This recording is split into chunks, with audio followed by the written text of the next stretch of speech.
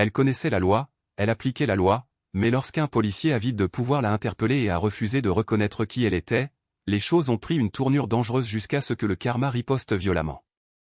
La route était presque déserte, juste une portion d'autoroute fendant la nuit.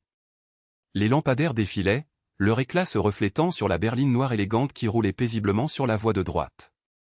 Véronica Caldwell conduisait depuis près d'une heure, l'esprit encore occupé par le briefing classifié qu'elle venait de quitter. Être la nouvelle directrice du FBI signifiait de longues journées et des nuits encore plus longues, mais elle y était habituée. Ce à quoi elle n'était pas habituée, ce à quoi elle ne s'attendait pas, c'était le jaillissement soudain de lumière rouge et bleue dans son rétroviseur. Sa prise sur le volant se resserra légèrement, ses yeux jetant un coup d'œil au compteur de vitesse, exactement 65, pas un mile de plus. Aucun mouvement brusque, aucune raison d'être arrêtée. Pourtant, le véhicule de police derrière elle ne bougeait pas. Elle expira par le nez et mit son clignotant à droite, guidant sa voiture sur le bas-côté de la route. Des années d'expérience lui disaient qu'il n'y avait rien à craindre. Elle avait travaillé aux côtés des forces de l'ordre toute sa carrière, elle connaissait le protocole, elle comprenait le système. Mais alors que la voiture de patrouille s'arrêtait derrière elle, quelque chose lui trottait dans la tête, pourquoi l'officier prenait-il son temps, trop de temps? Véronica ajusta son rétroviseur, essayant d'apercevoir l'officier. La portière côté conducteur du véhicule de patrouille s'ouvrit finalement.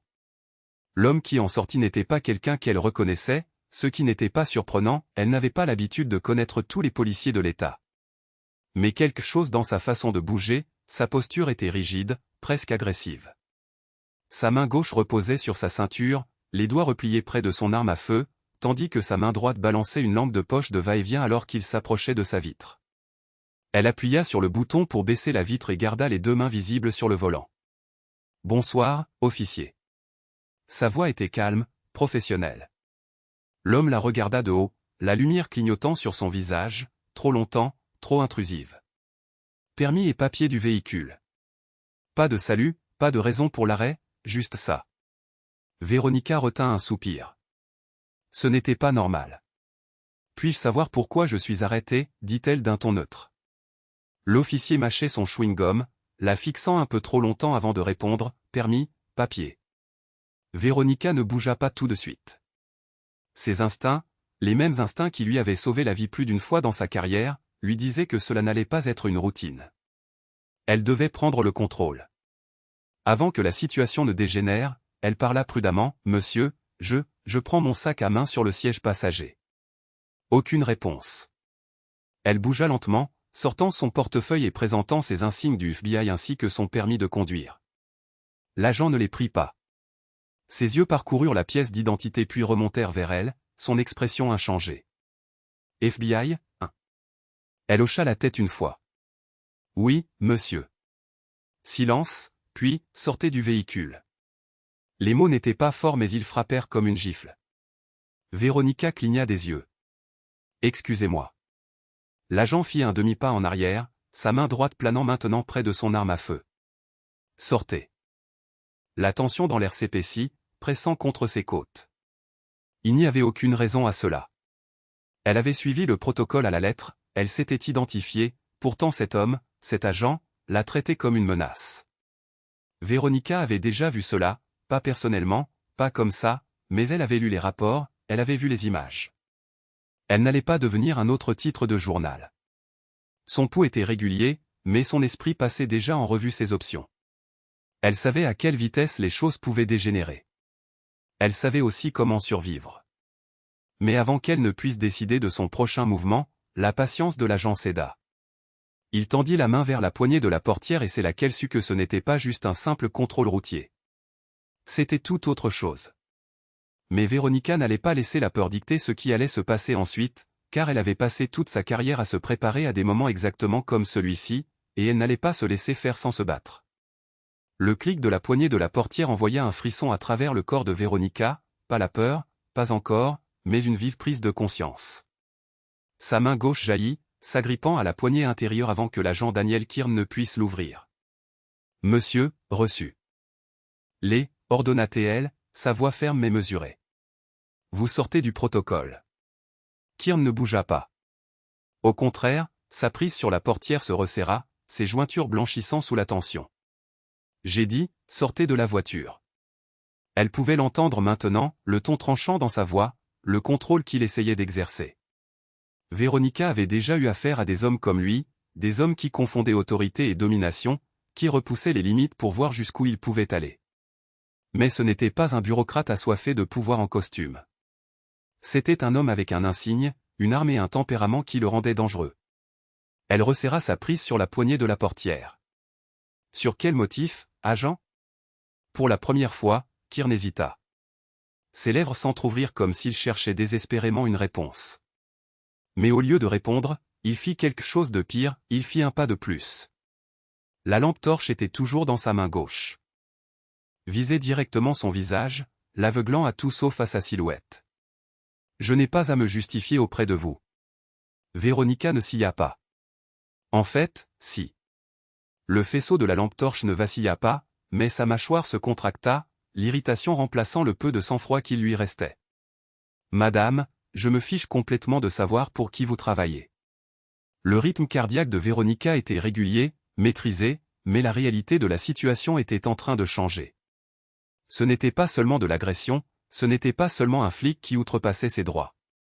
Il voulait qu'elle ait peur, et la peur, c'était quelque chose que Véronica Caldwell ne s'autorisait pas à ressentir. Alors appelons votre supérieur et voyons s'il y attache de l'importance, dit-elle froidement. Cela le mit hors de lui.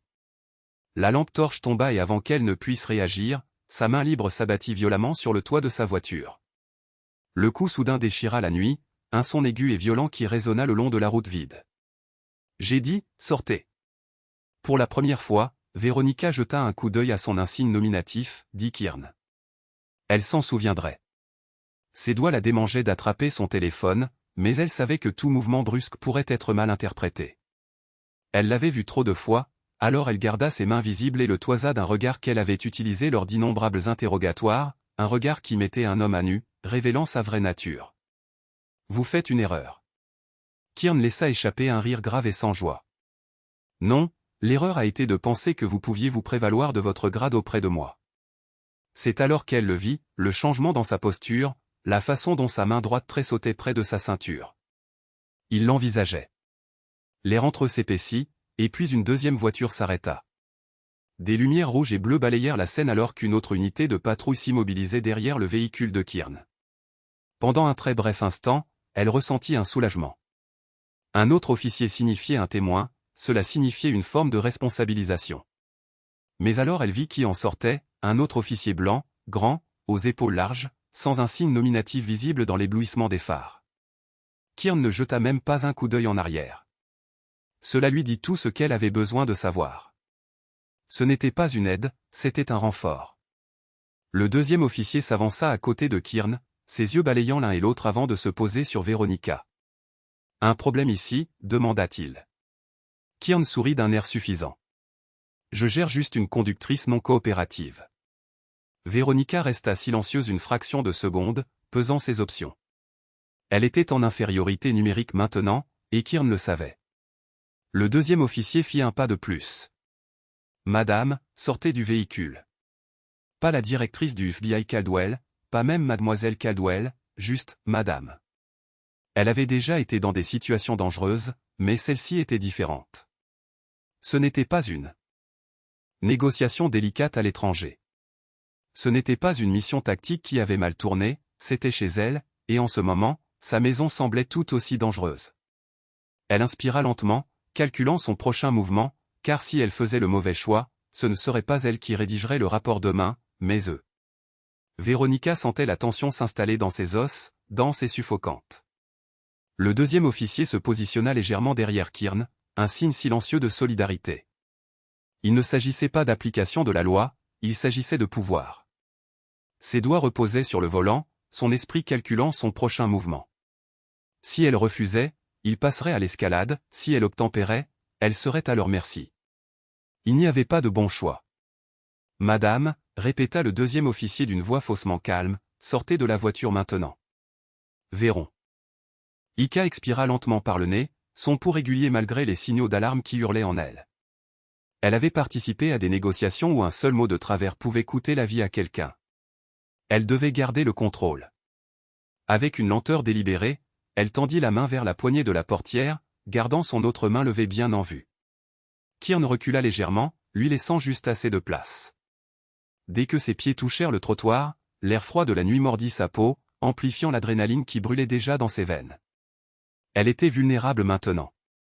Kieran la dominait, son corps incliné juste assez pour bloquer la vue de la caméra de bord. Le deuxième officier resta un pas derrière, couvrant les angles morts. Elle ne doutait pas qu'ils avaient déjà fait cela auparavant. « Retournez-vous » ordonna Kieran. Véronica ne bougea pas, « Vous ne m'avez pas dit pourquoi je suis détenu. » Les narines de Kieran se dilatèrent. Comportement suspect. Quel comportement?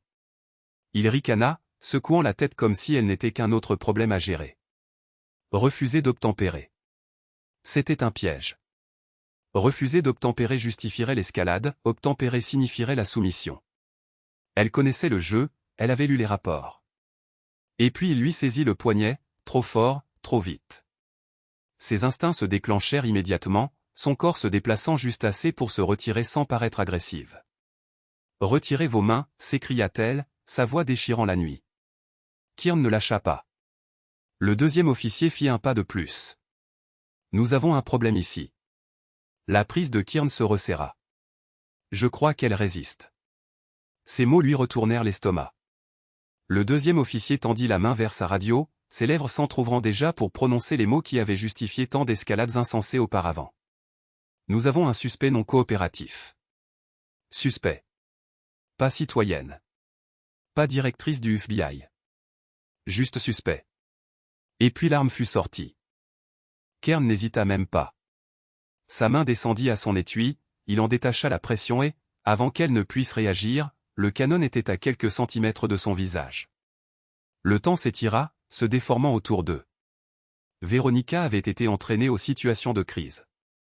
Elle avait affronté des chefs de cartel, des terroristes nationaux, des criminels violents, mais ceci était différent. Ce n'était pas un champ de bataille, c'était une route au milieu de nulle part et elle était désarmée. Sa respiration était régulière, les mains levées, les paumes ouvertes. Tout son corps lui intimait de bouger, de réagir, mais elle savait comment cela se terminerait. Le silence était suffocant, puis Kieran parla, « Te sens-tu puissante maintenant ?» Véronica sentit quelque chose en elle basculer. Il ne s'agissait plus d'un simple contrôle routier, il s'agissait d'humiliation. Sa vision se rétrécit un instant, non par peur, mais par rage. Non pas pour elle-même, mais pour chaque nom qu'elle avait vu sur des rapports similaires, pour ceux qui n'avaient jamais eu l'occasion de raconter leur version de l'histoire. Elle ouvrit la bouche, choisissant ses prochains mots avec soin, car ils pourraient être ces derniers. Mais avant qu'elle ne puisse parler, une voix transperça la nuit. « Et, j'enregistre ça. » Le cri venait de quelque part sur le côté, perçant la tension épaisse comme une lame. Ce n'étaient pas seulement les mots, c'était la force qui les portait. Quelqu'un avait vu, et plus important encore, quelqu'un avait des preuves. Kieran ne baissa pas son arme, mais le changement dans sa posture fut immédiat, une lueur d'hésitation, un regard rapide vers la voix. Véronica suivit son regard, tournant à peine la tête. Un homme se tenait près du bord de la route, téléphone levé, le reflet de l'écran brillant sur ses lunettes. Il était à une distance sûre, mais assez près pour que chaque détail soit capturé, assez près pour que le monde entier le voie. « Êtes-vous sûr de vouloir faire ça, officier » lança l'homme, sa voix ferme malgré le poids du moment. La mâchoire de Kieran se serra, mais il ne répondit pas. Le deuxième officier fit un pas en avant, se déplaçant comme s'il envisageait une gestion des dégâts.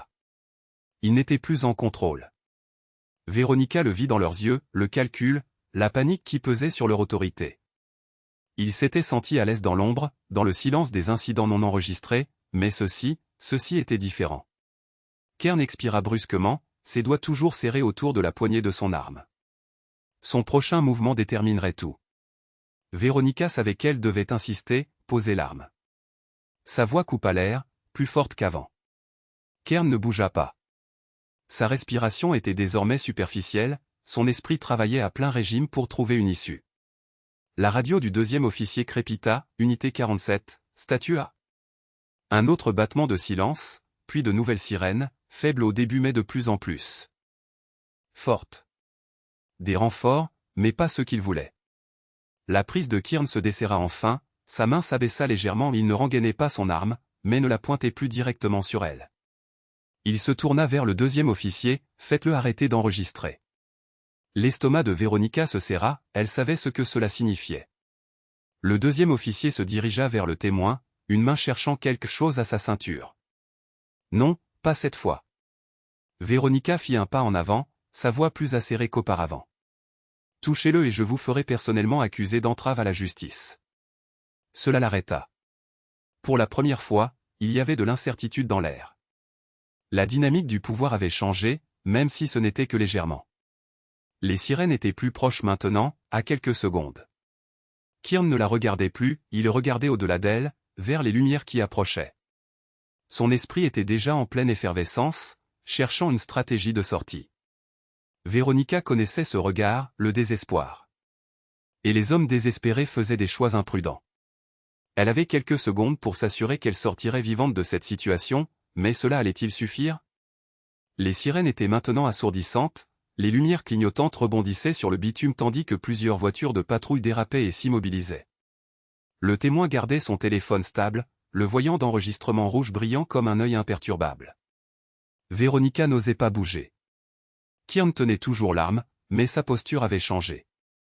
La confiance, l'arrogance intouchable avait disparu de son visage, remplacée par quelque chose de plus tendu, quelque chose qui frôlait la panique. Les portes s'ouvrirent en grand, des officiers en jaillirent, les mains planant près de leurs étuis, mais non dégainés. Ils ne savaient pas dans quoi ils mettaient les pieds. Puis l'un d'eux la reconnut, directrice Caldwell. Le nom déchira la tension comme une balle. Kieran réagit à peine, mais le deuxième officier se raidit, sa bouche s'entr'ouvrit mais aucun mot n'en sortit. L'officier qui avait parlé, un lieutenant d'après l'insigne sur son uniforme, regarda entre eux, observant la scène, Véronica, les mains levées, Kieran, toujours agrippant son arme, le deuxième officier, hésitant, ne sachant que faire, et le témoin, la caméra en marche, documentant chaque seconde. Véronica saisit ce moment. Elle baissa ses mains le long de son corps, non pas en signe de reddition, mais de reprise en main. « Lieutenant, je veux que ces officiers soient arrêtés immédiatement. » Le commandement était clair, inébranlable. Le deuxième officier recula d'un pas, « Attendez. » Pas un mot de plus, claqua Véronica, sa voix tranchante comme une lame, coupant court à toute excuse qu'il s'apprêtait à avancer. Je sais exactement ce que c'était. Le témoin aussi. Elle désigna le témoin dont le téléphone restait braqué sur eux. Le lieutenant hésita. Véronica voyait les rouages tourner dans sa tête, ce n'était pas seulement une mauvaise interpellation, c'était un désastre qui mettrait fin à la carrière de quiconque laisserait cela se produire. Kieran aussi avait dû le comprendre. Ses doigts se desserrèrent enfin de l'arme et il la laissa retomber dans l'étui. Ses mouvements étaient lents, contrôlés, mais son expression, elle bouillonnait de rage. Véronica soutint son regard, cette fois, ce n'était pas elle qui avait peur. C'est un malentendu, marmonna finalement Kieran. Sa voix était basse, comme s'il savait que l'excuse paraissait pathétique. Véronica pencha légèrement la tête. Oh, alors éclaircissons ça au quartier général. Appelez les affaires internes, appelez le procureur. Ça ne sera pas étouffé. Le deuxième officier déglutit difficilement. Son visage était devenu pâle. Le lieutenant bougea enfin. Il se tourna vers l'officier le plus proche. Menottez-les tous les deux, claqua Kieran. Vous plaisantez, j'espère. Sa voix était rauque, emplie du genre d'incrédulité qui saisit un homme ayant toujours réussi à s'en tirer, et qui réalise soudain que cette fois-ci, ce ne sera pas le cas. Véronica ne broncha pas, vous avez braqué une arme sur la directrice du FBI, officier Kieran. Faites-moi savoir si vous souhaitez ajouter une résistance à l'arrestation à la liste. Elle avait passé toute sa carrière à voir la justice presque se réaliser, à voir des affaires s'embourber dans la paperasse, à voir des victimes traitées comme des suspects. Pas ce soir.